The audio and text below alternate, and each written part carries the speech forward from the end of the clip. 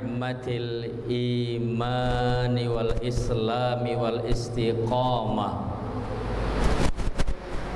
Wassalatu wassalamu ala rasulillah wa ala alihi washabihi wa mawalah wa man tabi'ahum bi ihsanin ila yaumil qiyamah. Amma ba'd. Qala Allah Ta'ala fi kitabihil karim. A'udzu billahi minasy syaithanir rajim. Bismillahirrahmanirrahim. Ya ayyuhalladzina amanu kutiba alaikumus syiyam kama kutiba alal ladzina min qablikum la'allakum tattaqun. Mari sama-sama para ibunda bersyukur kita atas nikmat dan anugerah yang telah Allah berikan kepada kita. Kita bisa berkumpul di majelis ini, di tempat yang mulia ini, dalam rangka pengajian Persatuan Indua Baret. Semoga dengan kesyukuran kita atas nikmat yang Allah beri kepada kita, para ibunda, kita menjadi hambanya yang bahagia. Alhamdulillah, ibunda, kita termasuk orang-orang yang bahagia karena pada hari ini kita mensyukuri nikmat Allah dan bisa berkumpul di majelis yang mulia ini. Salawat dan salam kita berikan kepada junjungan kita yang mulia Nabi besar Muhammad sallallahu alaihi wasallam. Ini bulan Sya'ban ya ibunda. Maka salah satu amalan yang sangat dianjurkan bagi kita adalah berselawat kepada baginda Nabi. Salah satu konsiderannya, ibunda saya yakin hafal. Tadi saya dengar dari ibunda Hajjah Rahmawati Sofyan Ras, atau yang lebih kita kenal dan saya juga lebih senang memanggil beliau dengan Umi Eti. Program ibunda luar biasa, termasuk ngapalin Quran. Ini luar biasa sekali Umi, karena seusia kita ngapalin Quran kan gak mudah. Kalau masih kecil kita ngapal ya memang susah, tapi lengketnya kan luar biasa kuat ya bun. Tapi kalau kita yang udah tua, udah dewasa, memang kadang-kadang cepet dapatnya, tapi cepet juga hilangnya, kan gitu ya. Kayak ada lagu kasidah itu.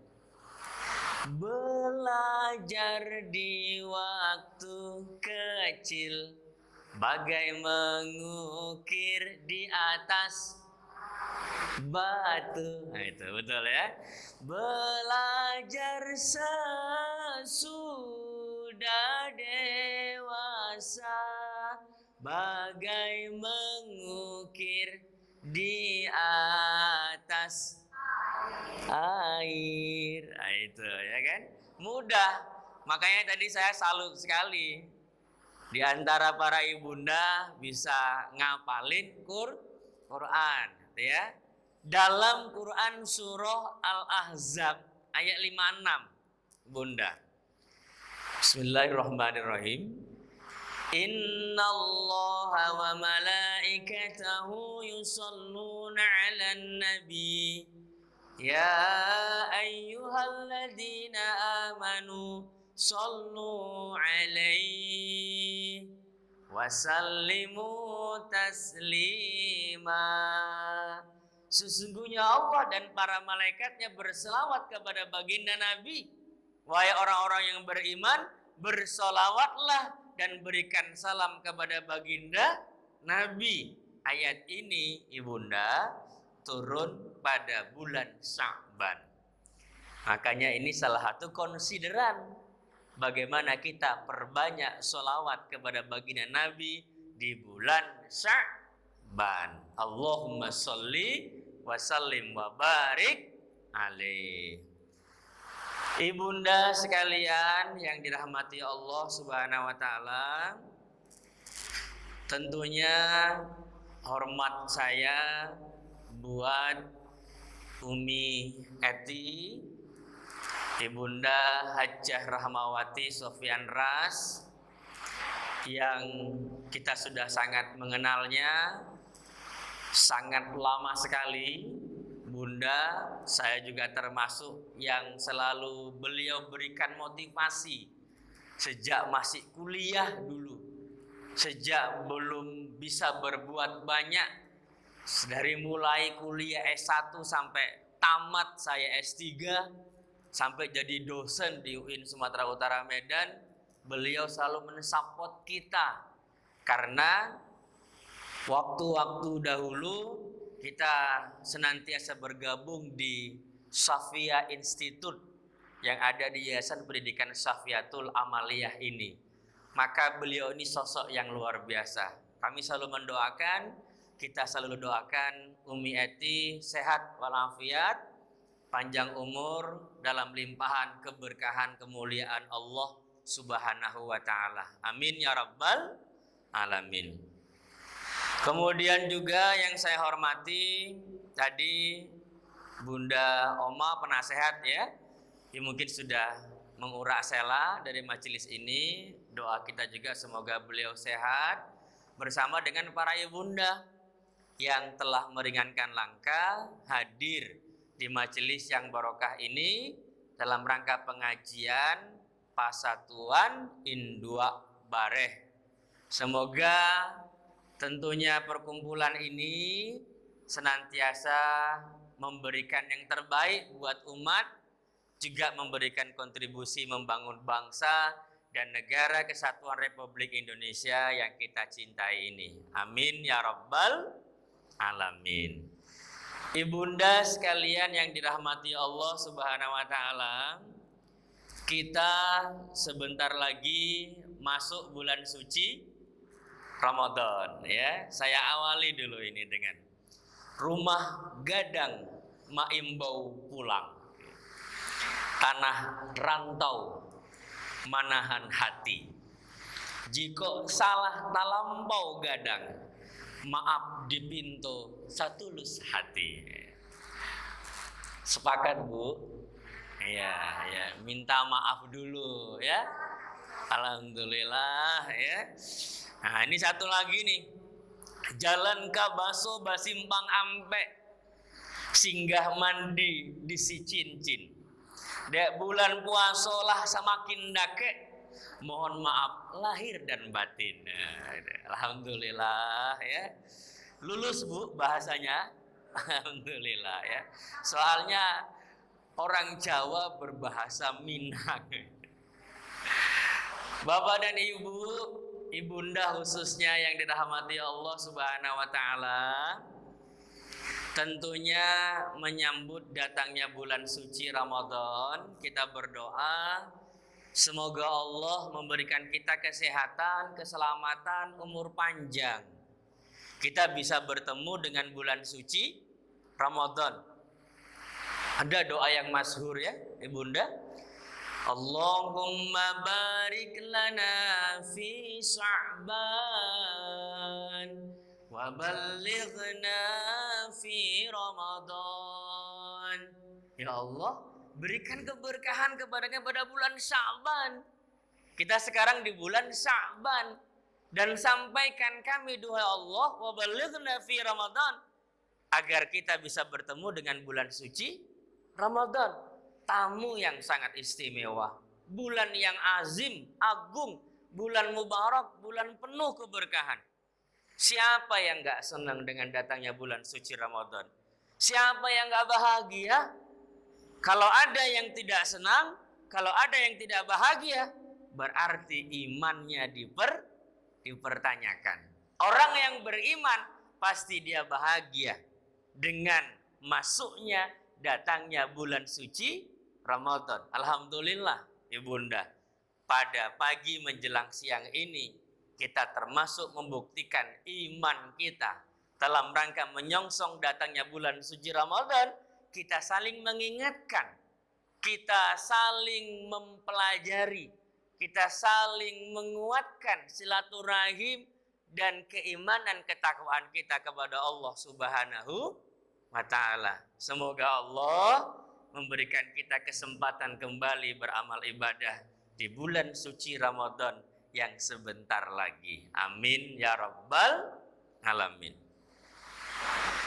Ibunda yang baik hatinya, calon-calon penghuni surga. Amin ya rabbal alamin.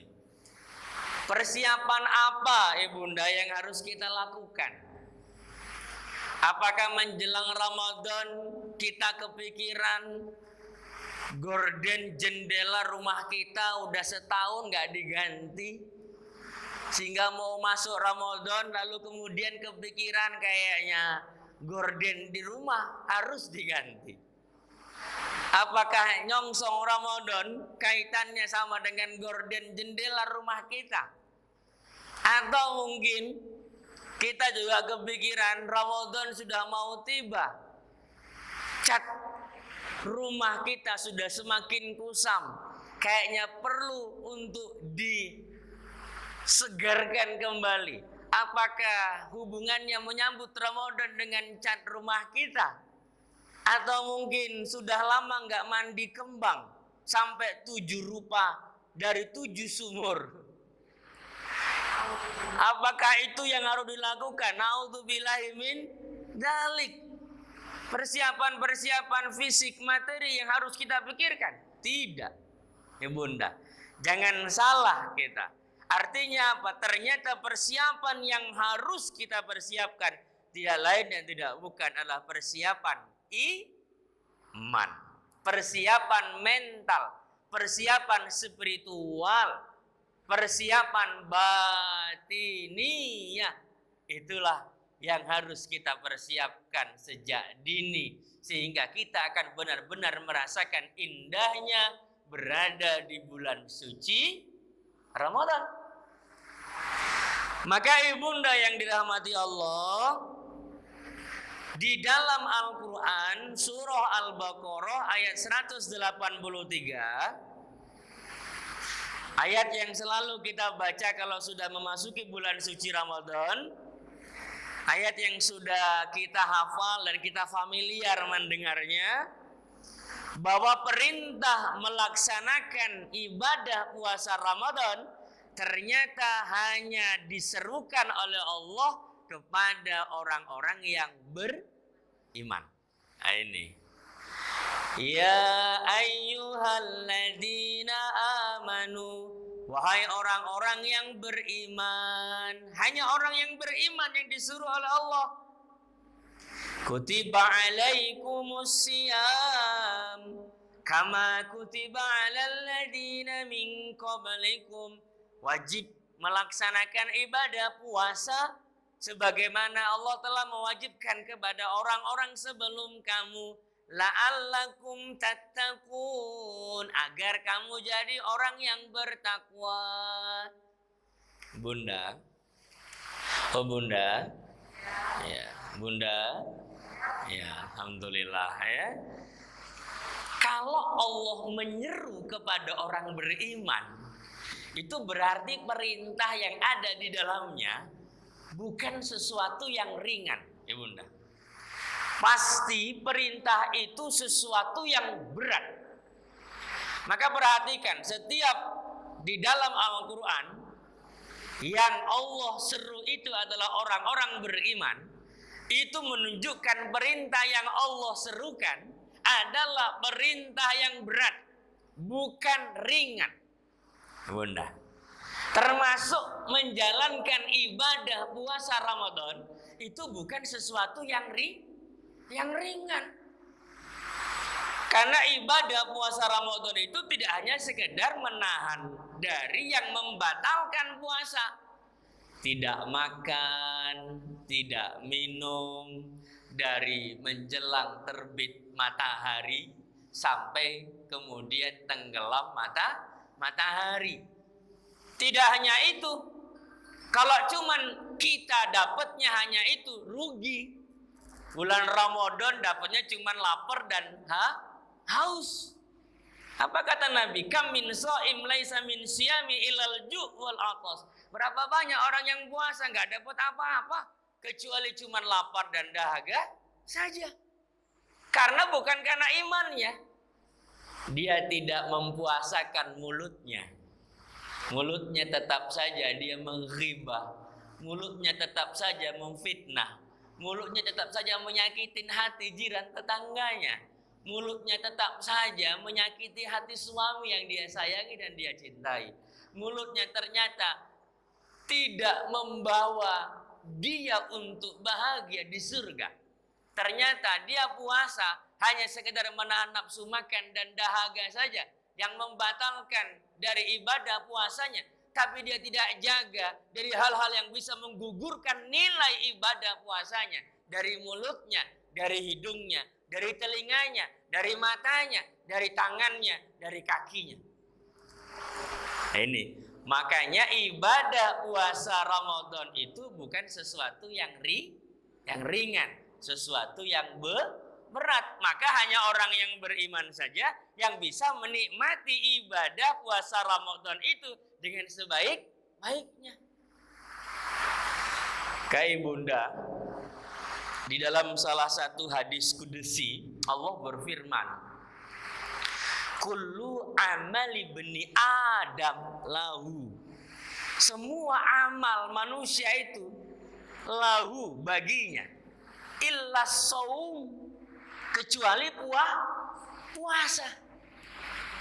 Fa innahu li, maka sesungguhnya puasa itu untukku. Istimewanya itu loh Ibunda. Wa ana ajzibi, dan aku yang langsung memberikan penilaian. Maka kualitas ibadah puasa kita nanti tergantung dari iman kita. Dan yang tahu kualitasnya adalah kita dengan Allah Subhanahu wa ta'ala. Kalau cuman sekedar menahan nafsu makan dan minum saja Ibunda, bisa aja seseorang puasa itu membohongi dirinya sendiri. Kayak puasa anak kecil kan bisa aja anak-anak kita tanya masih puasa nak, masih kan gitu kan, bisa aja kan Bun. Tapi sebenarnya dia sudah motel kalau bahasa Jawanya itu kan. Atau puasanya yang yuk siang-siang buka beriuk gitu ya, nggak tahan. Allahumma laka sumtu duluan dia. Aku buka pukul 1 katanya. Wabika aman tuh sembunyi di balik pintu. Wala rezeki kaptor tuh mamaku nggak tahu katanya. Tapi bilang sama mamanya dia masih puasa. Kan bisa saja kan gitu. Bisa juga kita ini menipu, membohongi diri. Ngomong sama keluarga masih puasa padahal sudah berbuka. Maka kualitas ibadah puasa kita yang tahu siapa? Kita dengan Allah. Allah yang langsung menilainya. Maka standarnya adalah iman. Ini Bunda. Maka seruan bagi orang yang beriman itu memang perintah dari Allah itu sangat berat. Ganjarannya pun luar biasa. Maka di ujung ayat itu Allah menegaskan la'allakum tattaqun. La'alla itu dalam kaidah bahasa Arab Ibunda maknanya litarajji, harapan. Yang ngasih harapan siapa? Allah.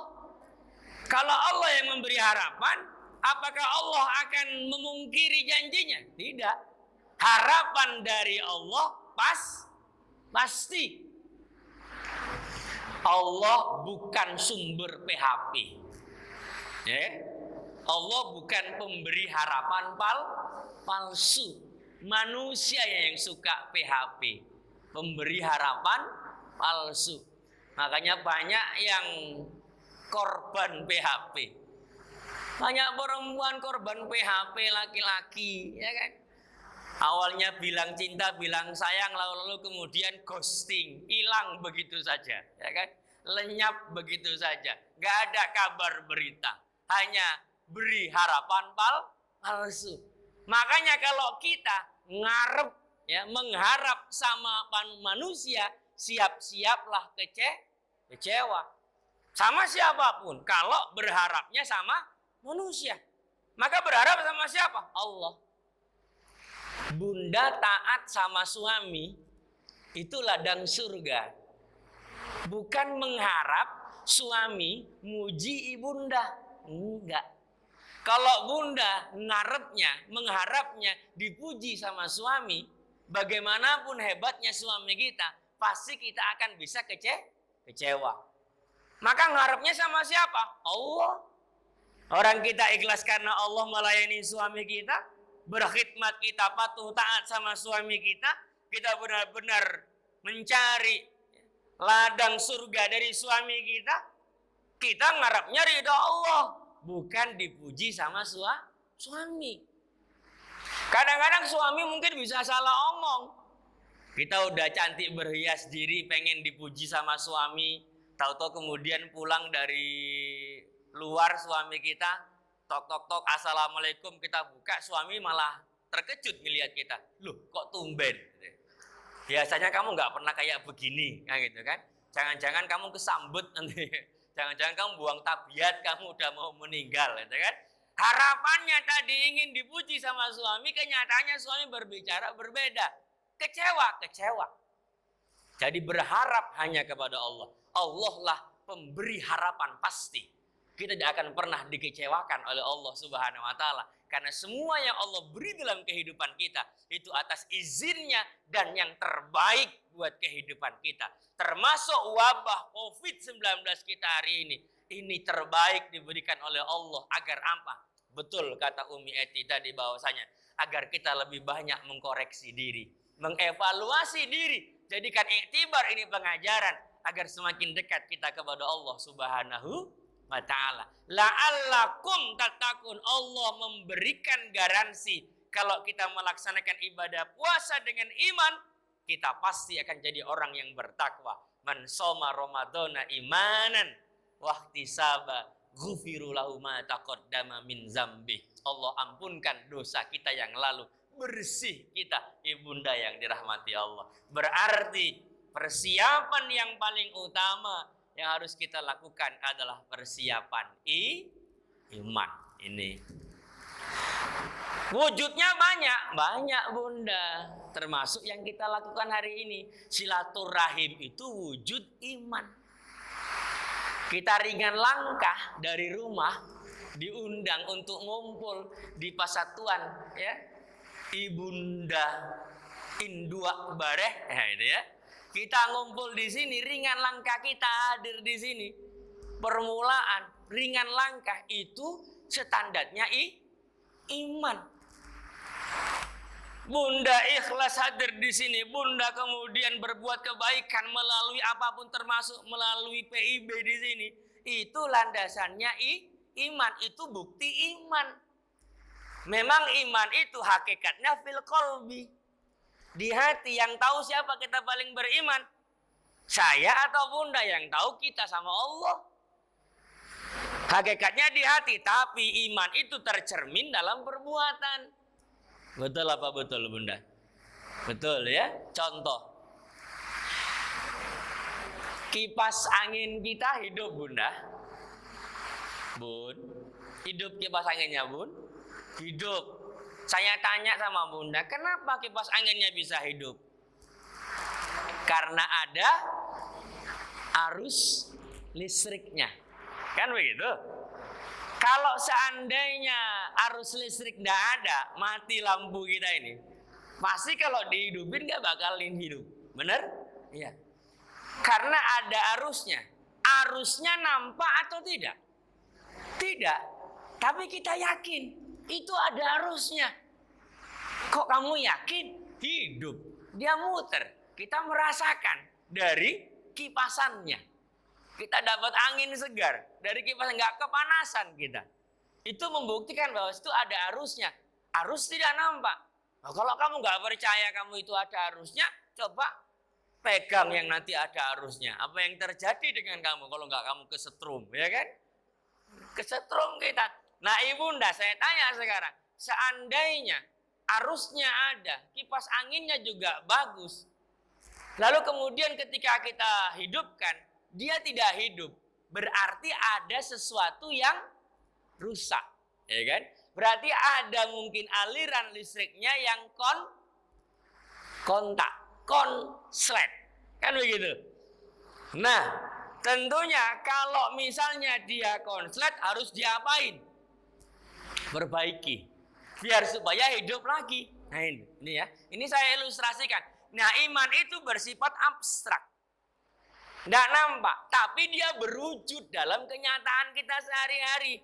Jadi makanya kalau ada ibunda yang ngakunya beriman, tapi suka mutusin tali silaturahim sama sahabatnya, sama jiran tetangganya, karib kerabatnya, sama keluarganya, padahal dia ngaku beriman, berarti dia sedang konslet, sedang rusak imannya. Ya. Kalau ada ibunda yang ngaku beriman, diajak ke majelis taklim, majelis Quran, tapi enggan, jawabannya males, nggak ketulungan, itu berarti dia sedang konslet. Kalau ada ibunda yang punya kelebihan harta, tapi bahil, kikir, kedekut, pelit, bin medit, nggak mau berinfak fisabilillah, berarti ia sedang konslet. Berarti kalau ada ibu-ibu yang ngaku soleha tapi suka ngelawan sama suaminya, ibu itu sedang konslet. Berarti kan begitu. Nah, kalau konslet diapain? Diperbaiki. Ya, karena iman itu yazid wa yankus. Iman kita itu kadang ningkat, ya, kadang nambah. Kadang sholat kita khusyuknya luar biasa. Kadang kita mau aja kita gemar berinfak. Tapi kadang satu saat ibunda, ya Allah, malas sekali kita. Misalnya datang untuk bersilaturahim. Malas sekali kita misalnya udah azan pun berat kali kaki melangkah untuk segera sholat. Kadang-kadang ngelihat kotak infak kita, dibuka dompet, biasanya yang paling besar. Ini malas sekali kita cabut yang paling besar. Mikirnya panjang, akhirnya dicabut yang paling kecil, itu loh. Yang kus. Maka iman itu yazid, bertambah, meningkat, dan kadang wayangkus menurun. Maka caranya bagaimana? Nah, kalau dia lagi yankus, kita tingkatkan iman kita. Maka apa yang kita lakukan hari ini termasuk salah satu meningkatkan kualitas iman, mempersiapkan iman. Kita silaturahim, ini ibunda, bukan karena harta, bukan karena kedudukan, bukan karena Umi Eti, enggak. Kita silaturahim karena Allah, karena ini ajaran agama. Ini menumbuhkan, menguatkan iman kita. Karena orang yang rajin bersilaturahim itu imannya kuat, hatinya lapang. Betul apa betul? Karena orang yang silaturahim, dia akan saling memaafkan. Tidak ada dendam, tidak ada dusta di antara kita. Semuanya bahagia ketika berjumpa. Apa kabar Umi Eti? Baik ya, sehat alhamdulillah. Apa kabar Bunda? Sehat kan alhamdulillah. Saling mendoakan kan? Coba kalau misalnya dia nggak mau silaturahim, karena berarti ada sesuatunya. Mungkin dia ada sakit hati. Aku suruh datang, males. Kenapa? Nanti aku jumpa siapa? Itu si biang kerok. Aku kalau niat dia, ngelihat dia, kalau jumpa nanti bakalan ketemu dia. Aku kalau ngelihat dia, najis tralala saya. Najis tralala Umi Edi. Padahal najis cuma 3 loh Bunda. Ya, najis berat, pertengahan, ringan. Dia tambah, ngelihat kawannya, najis tralala katanya. Kenapa sih kok kayak begitu sekali? Iya, aku ingat-ingat dulu waktu dia ngomong di pertemuan kita yang lalu, setahun yang lalu. Sakit, hatiku sakit. Kena pas di sini, sakitnya tuh di sini. Jujur saya kalau sama dia kesalahannya nggak saya maafkan, terlalu besar, terlalu melukai hati saya, gitu kan. 7 turunan saya nggak akan maafkan dia. Turunan ke-8 saja nanti saya maafkan dia, gitu kan. Dendam kesumat. Kalau orang kayak begitu, pasti nggak mau silaturahim, betul? Jangankan ke silaturahim, mau jumpa aja di ujung jumpa yang najis teralala itu, langsung berhenti, ada jalan belok kiri, dia milih jalan belok kiri ketimbang ketemu sama najis teralala tadi. Milih belok kiri, padahal jalan belok kiri itu banyak airnya, becek, ya kan? Bahkan ada ular sendoknya. Lebih milih dia yang lawan ular sendok ketimbang ketemu sama najis teralala itu. Silaturahim dia putusin, dia nggak mau maafin, nggak akan bisa bersilaturahim. Berarti menunjukkan kita silaturahim, menunjukkan hati kita bersih. Ini iman. Kita bukan yang lain-lain karena Allah Subhanahu wa ta'ala. Gitu ya, Bunda. Nah, ini kata orang Minang ini. Anak ikan dimakan ikan. Gadang ditabeh ikan tenggiri. Ameh bukan, perak pun bukan. Budi sakete rang haragoi. Betul, Bu? Iya, kita persaudaraannya bukan gara-gara jabatan, kedudukan, status sosial, bukan gara-gara suami kita pejabat, suami kita konglomerat, enggak.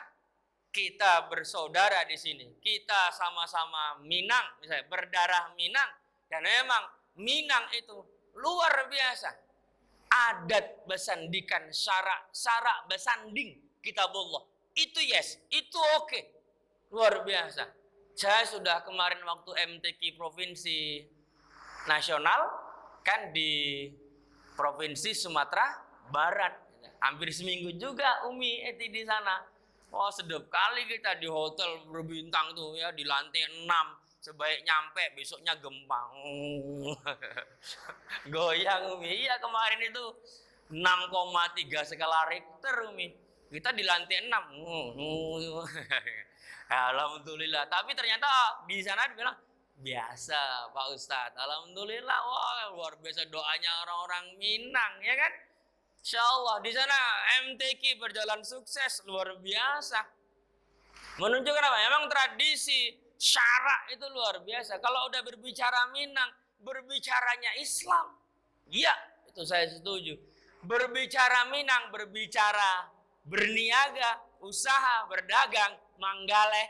Nah, kalau kami menggalas namanya Umi. Manggaleh, iya.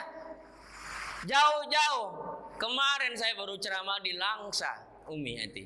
Baru aja di Langsa. Sebaik di Langsa sana disambut, kita makan dulu Pak Ustadz. Siap. Sebaik makan, selamat datang di rumah makan Minang. Bundukan Duang. Loh, jauh-jauh ke Langsa diajak makan ke Bundukan Duang, ke Minang juga rupanya. Luar biasa, kan tradisi Manggaleh itu kan. Seandainya pun planet Mars nanti bisa dibuka hidup di sana, ada orang Minang yang duluan ke sana, langsung buka rumah makan Bundukan Duang. Karena enak, ya kan? Rendang Minang. Oh, saya beli waktu oleh-oleh kembali dari Sumatera Barat, dari Minang. Mantap sekali, luar biasa. Itu ada rendang Minangnya? Nggak ada ya? Iya. Oh, luar biasa sekali. Ini kan Manggaleh, bisnis, ya kan? Untuk apa? Peningkatan ekonomi Islam. Dan harus senantiasa kita saling membesarkan, Ibunda. Silaturahim itu wujud dari iman kita kepada Allah Subhanahu wa ta'ala. Panjang sebenarnya kalau kita mau cerita, tapi waktu kita tidak memungkinkan ya Umi. Nah, jadi kalau ada yang mau bertanya sebelum saya akhiri, silakan para ibunda sebelum saya tutup nanti. Silakan kalau ada yang mau dipertanyakan.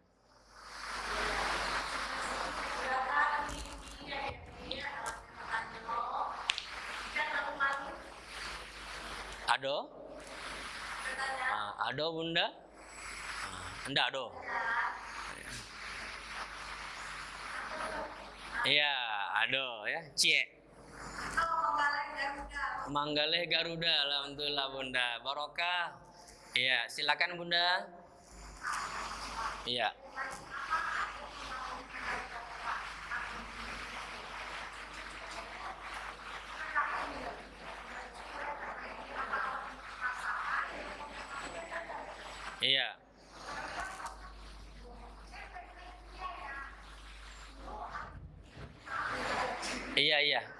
Dikasih mic-nya biar dengar Bunda ya.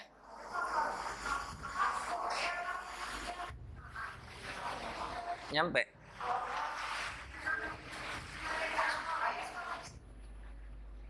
Iya.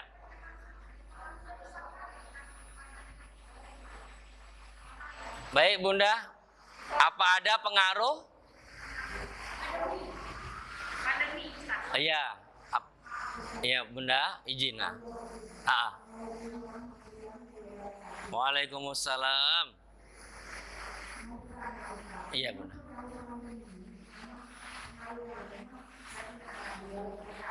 Iya. Iya.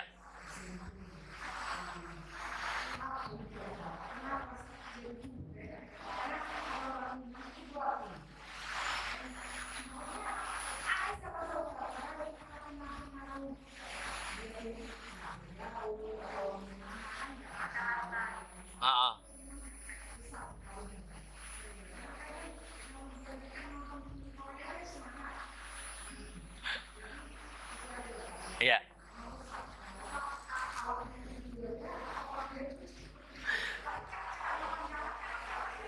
Iya Bunda. Baik. Baik Ibunda ya, makasih Bunda. Ya. Pengaruh pandemi COVID-19 ini Bunda memang banyak dan dari semua dimensi kehidupan kita. Termasuk ya ke anak cucu kita. Apalagi memang dengan program daring ya. Ya dalam jaringan atau belajar dari rumah. Ini tentunya juga berpengaruh terhadap anak-anak kita. Makanya kita memang orang tua harus benar-benar menjadi pendamping. Selama ini dia didampingi oleh gurunya di sekolah, sekarang harus orang tuanya, ya, emaknya, mamanya yang harus menjadi garda terdepan mendampingi anak-anaknya. Sekolah memberikan mungkin tugas penugasan dan pembelajaran secara daring atau secara online. Kalau anak kita nggak dibimbing, nanti lama-lama dia matikan nanti misalnya videonya, ya kan? Dia kemudian tidur, bermain-main dan sebagainya. Harus memang kita bimbing. Artinya memang pengaruh pandemi COVID-19 terhadap pendidikan anak-anak kita pun tetap berpengaruh. Seoptimal bagaimanapun sekolah menjalankan program daring, bagaimanapun optimal kita, para ibunda, ya membimbing anak-anak kita, tetap ini tidak sama ketika anak-anak kita belajar dengan secara tatap muka, pasti. Makanya kita berdoa terus, semoga pandemi wabah ini segera berlalu. Artinya memang kita tidak ada lagi was-was, ikhtiar kita lakukan, ya. Mungkin Bunda sudah ada disuntik, kalau saya juga sudah disuntik vaksin. Ya itu bentuk ikhtiar. Itulah usaha optimal kita. Supaya apa? Supaya ke depan tidak ada lagi sangka kita gitu. Supaya ke depan tidak ada lagi ya instruksi, pokoknya kita udah bebas dari COVID-19 gitu. Sehingga berjalan secara normal. Tidak hanya cucu ataupun anak ibunda, iya di mana-mana semuanya sangat berpengaruh. Saya punya anak 5, masih kecil-kecil. Kalau udah di rumah banyakan, ya Allah, emaknya yang mukanya jadi petak, ya Bunda. Ngerjain PR dari gurunya buat anak-anak kita kan gitu kan, ngerjain di rumah gitu kan. Emaknya yang kadang-kadang gak kesabaran kan gitu. Masih 5 menit udah minta macam-macam ya kan. Memang harus kudu kesabaran kita kayak gitu.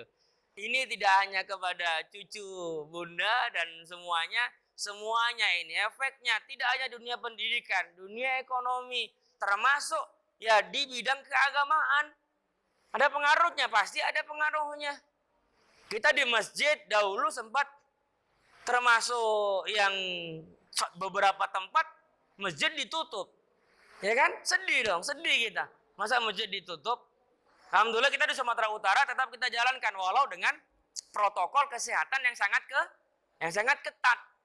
Jalanin prokes macam ini. Ini kan prokes. Kita nggak lagi berbicara, sapnya harus sapat. Oh enggak. Karena ini berbicara kita pandemi. Kalau ada pandemi, ada wabah, itu masakoh. Kalau masakoh, al-masakoh tajlibut taisir. Ada kemudahan di dalamnya. Makanya kita nggak bisa berjalan secara normal. Maka ada physical distancing di sini. Sapnya pun dijarangkan, boleh. Boleh. Karena kita sedang wabah COVID-19. Ada pengaruhnya ada. Semua banyak pengaruh dalam dimensi kehidupan kita, Bunda. Tapi kita yakin, Rabbana ma khalaqta hadza batila. Enggak ada yang sia-sia yang Allah ciptakan dalam kehidupan ini. Semuanya ada ibrah, ada pengajaran, ada hikmah. Nah, begitu ya, Bunda. Ada lagi, Bun? Iya, Bunda. Enggak ada? Enggak ada ya? Baik, kalau nggak ada saya lanjut sedikit kesimpulannya. Baru saya tutup. Tadi kan belum saya tutup ya Bunda. Baik, Umi Eti yang kita muliakan dan hormati, para ibunda yang baik hati, calon-calon penghuni surga, semua kita yang dirahmati Allah. Kesimpulannya adalah persiapan yang sangat penting yang harus kita lakukan adalah persiapan iman. Menyongsong datangnya bulan suci Ramadan. Dengan apa? Silaturahim. Yuk, ini kita lakukan. Kemudian dengan kita perbanyak berzikir, bersolawat kepada baginda Nabi, kita baca Al-Quran, kita bersedekah, pokoknya kita senantiasa berbuat kebaikan, itu semua adalah cerminan iman kita. Jadi iman itu tercermin dalam sikap atau perilaku kita sehari-hari. Lisan kita semakin baik, itu cerminan iman. Kita ngomong gak nyakitin hati orang, itu cerminan iman. Kita berbicara dengan kelembutan hati dan menenteramkan, menyejukkan jiwa, itu cerminan iman. Kita tegas juga untuk dalam hal kebaikan, kebenaran, dan tegas dalam hal yang tidak baik, itu juga cerminan iman. Bukan berarti iman itu harus selalu lemah lembut, tidak. Tapi ketegasan juga bagian daripada iman. Artinya apa? Supaya orang lebih banyak belajar dalam kehidupan kita. Anak-anak kita perlu kita kasih ketegasan. Tidak semua harus yang dia pinta kita turutin terus. Sekali-kali kita berikan dia pengajaran. Pengajaran dengan ketegasan. Nah, untuk menjemput rezeki itu bukan hal yang gampang. Dapat uang itu bukan simsalabim brakadabra, nak. Bukan semudah membalikan telapak tangan kita. Butuh usaha, ikhtiar. Minimal kita bilang, emak mohon sama kamu doa dulu nak sama Allah. Supaya emak sama bapak, bapak sama mama, papa mama lapang rezekinya. Insya Allah kalau udah dapat rezeki nanti saya kamu baru kasih kamu rezeki itu. Itu kan ngajarin sama anak. Enggak langsung kamu minta langsung dikasih. Tapi dia diajarin untuk berdoa. Bahwa saya untuk mendapatkan rezeki itu butuh usaha. Walaupun semuanya itu sudah diatur sama Allah Subhanahu wa Ta'ala. Perlu ketegasan. Ketegasan juga bagian daripada keimanan kita, Ibunda. Banyak hal lagi yang lain yang harus kita lakukan sebagai cerminan dari keimanan kita. Dan itulah yang harus kita persiapkan. Insya Allah, manakala itu mampu kita persiapkan, kita akan benar-benar menjalankan ibadah Ramadan ini dengan sebaik-baiknya. Kita akan merasakan indahnya Ramadan. Kita akan bisa merasakan nikmatnya beribadah di bulan Ramadan. Kita akan bisa merasakan bahagianya berada di bulan suci Ramadan. Kita akan bisa merasakan halawatul iman, manisnya buah iman dari dalam diri kita yang kita wujudkan dengan amalia di bulan suci Ramadan. Itulah orang-orang yang akan berhasil dan mendapatkan predikat muttaqin, bertakwa. Dan orang yang bertakwa pasti bahagia karena ganjarannya banyak. Allah melapangkan rezekinya, Allah beri rezeki dari arah yang tidak pernah disangka-sangka. Allah akan berikan dia surga kelak di yaumil akhir yang luasnya seluas langit dan bumi. Bahagia dunia akhirat itu bagi orang yang muttaqin. Amin ya rabbal alamin. Demikian yang dapat saya sampaikan. Semoga ada manfaatnya. Terima kasih atas segala perhatian. Mohon maaf atas segala kekurangan. Wallahu yaqulul haq wa huwa yahdis sabil. Fastabiqul khairat. Billahi taufiq wal hidayah. Wassalamualaikum warahmatullahi wabarakatuh. Alhamdulillahi rabbil alamin. Wassalatu wassalamu ala asrafil anbiya'i wal mursalin. وعلى آله وأصحابه أجمعين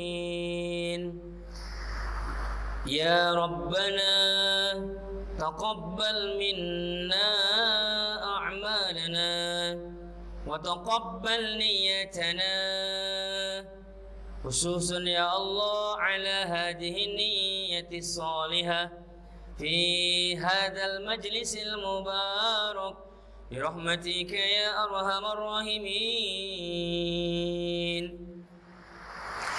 اللهم اغفر لنا ذنوبنا ولوالدينا وارحمهم كما ربونا صغارا، ولأجدادنا ولجداتنا ولمشايخنا ولأساتذتنا ولجميع المسلمين والمسلمات، إنك على كل شيء قدير. اللهم بارك لنا في شعبان وبلغنا في رمضان، وبلغنا في رمضان، وبلغنا في رمضان برحمتك يا أرحم الراحمين.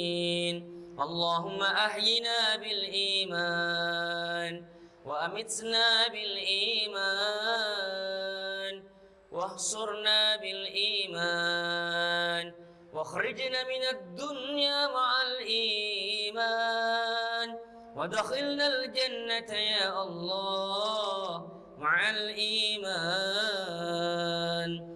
اللهم أنزلنا الصحة والسلامة والعافية والبركة والصحة أجسادنا في صحة وعافية وسلامة، خصوصا يا الله لأخينا Bapak Insinyur Ermin ya Rabbal Alamin. Nas'aluka ya Allah أن يشفيه أنت شافي، اشفيه يا رب العالمين، اشفيه يا أرحم الراحمين. أنزله الصحة والسلامة والصحيح جسده في صحة وعافية وسلامة برحمتك يا أرحم الراحمين. ربنا آتنا في الدنيا حسنة وفي الآخرة حسنة وقنا عذاب النار. وصلى الله على سيدنا محمد وعلى آله وصحبه أجمعين والحمد لله رب العالمين.